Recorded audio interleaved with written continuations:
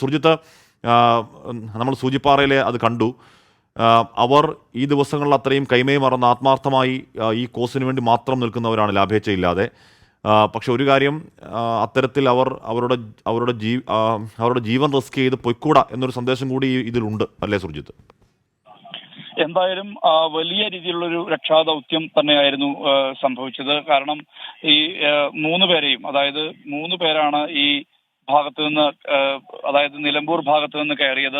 നിലമ്പൂർ ഭാഗത്ത് നിന്ന് രക്ഷാദൗത്യത്തിന്റെ ഭാഗമായാണ് അവർ കയറിയത്. എങ്കിലും അവർ പാറക്കെട്ടിൽ കുടുങ്ങുന്ന ഒരു അനുഭവമാണ് ഉണ്ടായത്. അവർ പാറക്കെട്ടിൽ കുടുങ്ങി. അതിനുശേഷം അവരെ അവിടെ നിന്ന് റെസ്ക്യൂ ചെയ്തെടുക്കുക എന്നുള്ളത് വലിയ രീതിയിലുള്ളൊരു സങ്കീർണമായ ദൗത്യം തന്നെയായിരുന്നു. ഹെലികോപ്റ്റർ എത്തി. പക്ഷേ ഹെലികോപ്റ്റർ എത്തിയപ്പോൾ ആ ഒരു ഘട്ടത്തിൽ അവർക്ക് ഇറങ്ങാൻ കഴിയാത്ത, അതായത് താഴേക്ക് ചെങ്കുത്തായ മലയാണ്. സുർജിത്ത്, ഒരു മിനിറ്റ്. ഈ ഹെലികോപ്റ്ററിനകത്തെ ദൃശ്യങ്ങളാണ് പ്രേക്ഷകർ കാണുന്നത്. എയർലിഫ്റ്റിംഗിന്റെ ആ ദൃശ്യങ്ങൾ കൂടെ ഉണ്ട്, അവിടെ പ്രേക്ഷകർ ഒന്ന് കാണാം.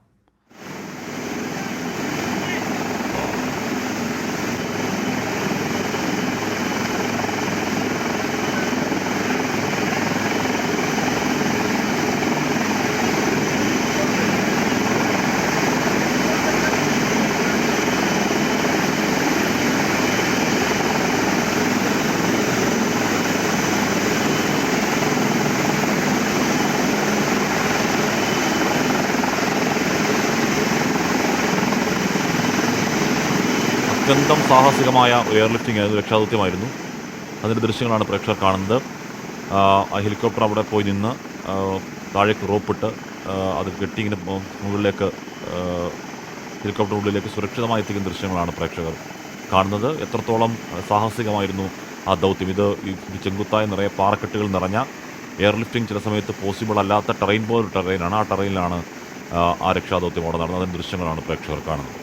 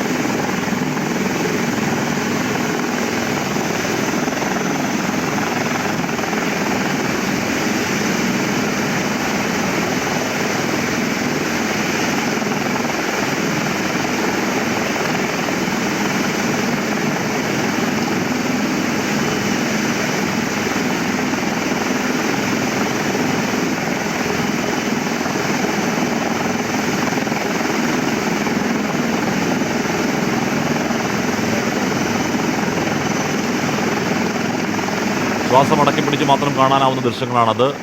ആ സൂചിപ്പാറയ്ക്ക് താഴെ കുടുങ്ങിപ്പോയ അവരെ 2 പേര്, 3 പേരുണ്ടായിരുന്നു. ഒരാൾ ഇട്ടുകൊടുത്ത കയറ് പിടിച്ച് നീന്തിയോ കയറി വന്നു. 2 പേർ അവിടെ അക്ഷരാർത്ഥത്തിൽ പെട്ടുപോയിരുന്നു. അവരെ രക്ഷിക്കാനാണ് ഈ ഹെലികോപ്റ്റർ, വ്യോമസേനയുടെ ഹെലികോപ്റ്റർ അവിടെ വന്നത്. അവിടെ വന്ന് അതിന് മുകളിൽ നിൽക്കുന്നതും തറയിൽ പാർക്ക് ചെയ്യുന്ന പോലെ ആകാശത്തേക്ക് നിർത്തിയിട്ടിരിക്കുന്നതും അതിൽ നിന്നൊരു കയറ് താഴേക്ക് വരുന്നതും ഒരു തൊട്ടിൽ പോലൊരു സംവിധാനത്തിൽ അവിടെ നിൽക്കുന്ന 2 പേരെ സുരക്ഷിതമായി അതിനകത്ത് ഇരുത്തുന്നതും, താഴെ ഇറങ്ങിയ രക്ഷാപ്രവർത്തകർ കൂടി അതിൽ കയറുന്നുണ്ടെന്ന് തോന്നുന്നു. അതിന് വളരെ പതിയെ അവരെ ഉയർത്തുന്നതും, അത് കഴിഞ്ഞ് ആ തൊട്ടിൽ ഈ ഹെലികോപ്റ്ററിനകത്തേക്ക് എടുക്കുന്നതും, അതിനുശേഷം ആ തൊട്ടിൽ കൊണ്ട് ഹെലികോപ്റ്റർ പുറത്തേക്ക് വരിക. അടുത്ത ആളെ രക്ഷപ്പെടുത്താൻ വേണ്ടി വീണ്ടും താഴ്ത്തു വരികയാണ്. ഓക്കെ,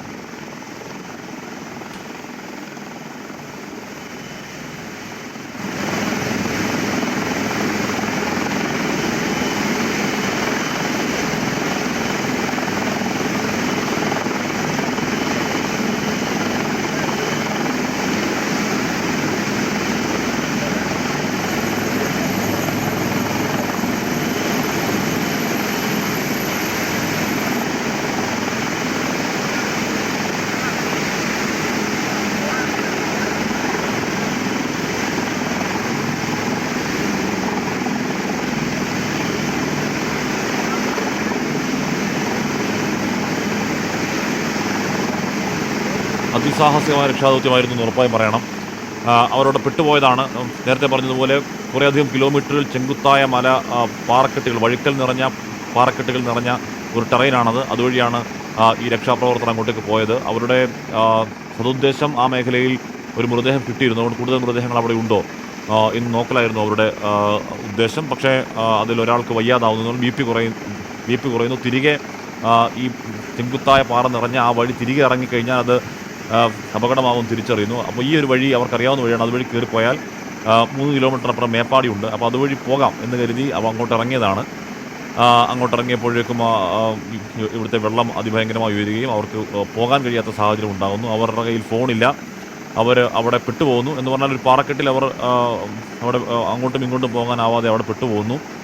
അത് കഴിഞ്ഞ് അത്ഭുതകരമായി അവരെ ലൊക്കേറ്റ് ചെയ്യുന്നു. അവിടെ ഉണ്ട് അതുവഴി പോയ മറ്റ് രക്ഷാസംഘം കണ്ടെത്തുന്നു. അങ്ങനെയാണ് ഇവരവിടെ ഉണ്ട് എന്ന് തിരിച്ചറിയുന്നു. പിന്നെ വളരെ പെട്ടെന്ന് കാര്യങ്ങൾ നടന്നു. അതിലൊരാളെ അങ്ങോട്ടേക്ക് രക്ഷാപ്രവർത്തകർ ഇറങ്ങി. നമ്മുടെ രഞ്ജിത്ത് ഇസ്രായേലൊക്കെ ആ കൂട്ടത്തിലുണ്ടായിരുന്നു.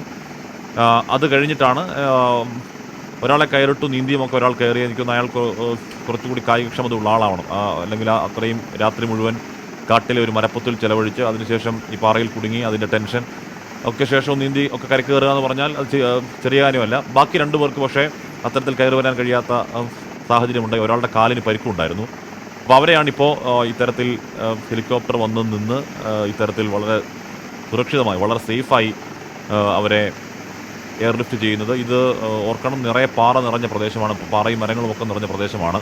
ഹെലികോപ്റ്ററിന് പോലും സേഫായി വന്ന് നിൽക്കാൻ കഴിയാത്ത ഒരു കൊടും ഉൾവനമാണ് എന്ന് തന്നെ പറയണം. അവിടെയാണ് ഹെലികോപ്റ്റർ അവിടെ വന്ന് നിന്ന് എയർലിഫ്റ്റ് ചെയ്യുന്ന വളരെ മനോഹരമായ ദൃശ്യം എന്ന് തന്നെ പറയാം. എന്ന് പറഞ്ഞാൽ ഈ സമയത്ത് എല്ലാ റെസ്ക്യൂ മനോഹരമെന്ന് നമുക്ക് തോന്നും. അതിന് പാറക്കെട്ടിൽ കുടുങ്ങിപ്പോയവരാണെങ്കിലും മണ്ണിനടിയിൽപ്പെട്ടു പോയവരാണെങ്കിലും ഏതെങ്കിലും വഴിയില്ലാത്ത കാരണം ഏതെങ്കിലും വീടിൽപ്പെട്ടു പോയവരാണെങ്കിലും സുരക്ഷിത സ്ഥാനത്തേക്ക് ആൾക്കാരെ മാറ്റുന്നത് കാണുമ്പോൾ ഈ ദിവസങ്ങൾ വലിയ സന്തോഷമാണ് തോന്നുന്നത്. സുർജിത്ത് ഇപ്പോൾ തുടരുന്നുണ്ട്. സുർജിത്ത്, എത്രത്തോളം അതിസാഹസികമായിരുന്നു അത് നേരത്തെ നമ്മൾ പറഞ്ഞു കേട്ടപ്പോൾ അത് മനസ്സിലായിരുന്നില്ല. ഈ ദൃശ്യങ്ങൾ കാണുമ്പോഴാണ് ഈ എത്രമാത്രം സാഹസികമായിരുന്നു ആ ദൗത്യം എന്ന് മനസ്സിലാവുന്നത്. സുർജിത്ത്, മാഷ്മി, അത് എന്തൊരു അത്ഭുതകരമായ ഒരു രക്ഷപ്പെടുത്തലാണ്. ശരിക്കും വളരെ സങ്കീർണമായ ഒരു ഭൂമിശാസ്ത്രമുള്ള പ്രദേശം. ആ പ്രദേശത്ത് ഹെലികോപ്റ്റർ എത്തുന്നു.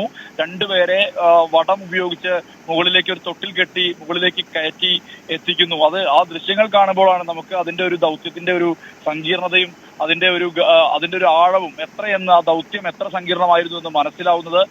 മൊഹ്സിനെയും സലീമിനെയുമാണ്, ഈ പാറയിടുക്കിൽ കുടുങ്ങിയ ആളുകളെയാണ് മുകളിലേക്ക് എത്തിക്കുന്നത്.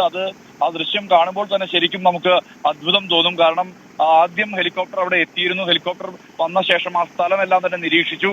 ദൗത്യം സങ്കീർണമാകുമെന്ന് പ്രതീക്ഷിച്ചു. കാരണം അത് ചെങ്കുത്തായ മലനിരകളുള്ള വലിയ പാറക്കെട്ടുകളുള്ള അങ്ങനത്തെ ഒരു ഭൂമിശാസ്ത്രമുള്ള പ്രദേശമാണ്.